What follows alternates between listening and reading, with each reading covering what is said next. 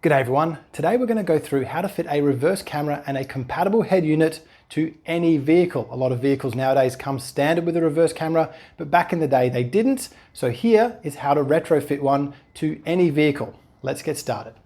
Before we can fit a reverse camera, we first need to fit a screen much like this one here. They're remarkably cheap nowadays, and they're a great replacement for something like this. This is a single DIN stereo in a 90s car that was fitted in the 2000s at some point. We're going to take it out and replace it with that double DIN screen. So now we can have not only Bluetooth music, but of course a reverse camera as well. There's a few screws that fit it in here. You can see there's a bit of a cage that holds it all together. We take the fascia out, we can remove the old stereo, and we can wire in this new one. The new one comes with a list of what all the wires do and where they go. So we'll follow that and we'll make sure everything's plugged in to where it needs to go. We can use Nava crimps, solder, or even Deutsch plugs, or a combination of all of them, which is what I'm going to do here. We can see I have an earth here, which isn't part of the main harness. It does just earth to a piece of steel in the back of the dash, and that's just fine. We will use that as an earth. We also need a constant power supply, which is the yellow one here. Now, typically that is yellow, and we can check that and make sure we have constant positive 12-volt battery supply there, using a bit of a test light like I've got here. And you can see I've put some Nava crimps in, some bullets for the red ignition wire, the yellow constant power, and the black earth. To start, that's all we need to make sure everything will work. We can plug the stereo in and just check to make sure that when the ignition is turned on, the stereo turns on and everything that we fundamentally need is there to get started.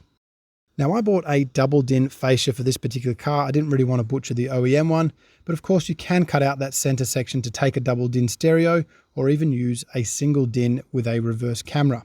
Speaking of reverse cameras, this one did come with this reverse camera. There's quite a bit of wiring here.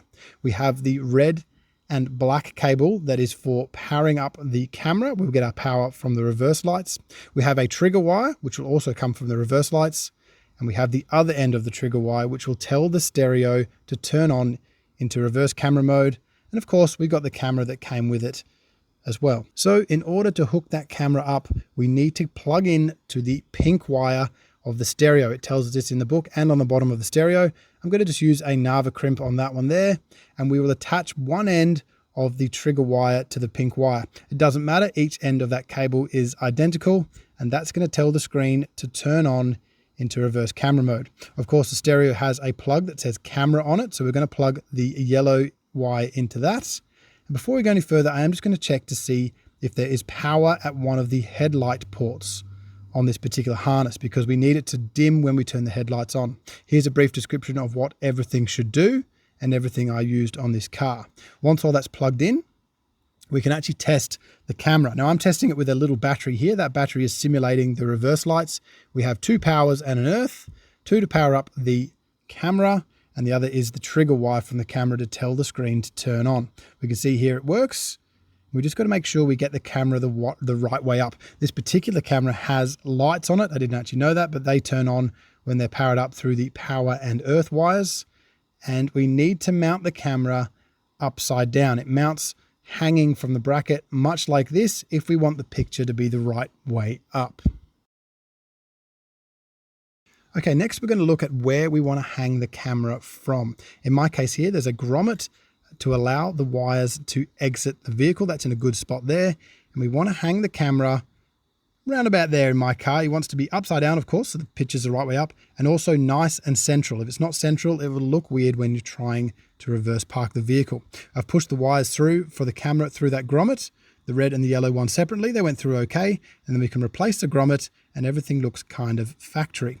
Of course, we're going to bring the wires through the vehicle from the stereo to the camera, however way you can through the vehicle, nice and neatly.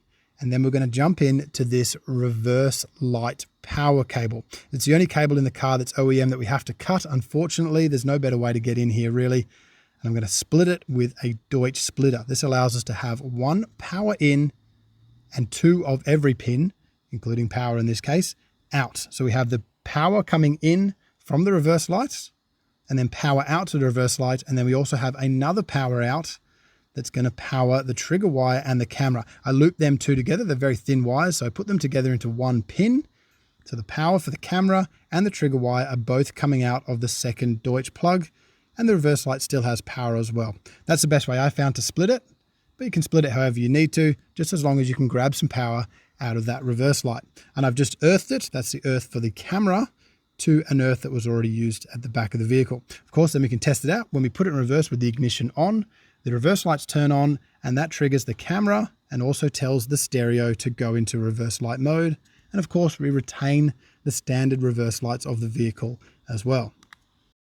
Okay, with that all done and working, it's time to finish hooking up the stereo. This is the speaker wires. Usually there's a colored wire, the same color wire with a black or colored strip, that is for earth. So the colored wire is positive, the one with the stripe is usually negative. We need both of them for each speaker, front left, front right. It tells you on the stereo which one's which, and that is a separate plug in itself.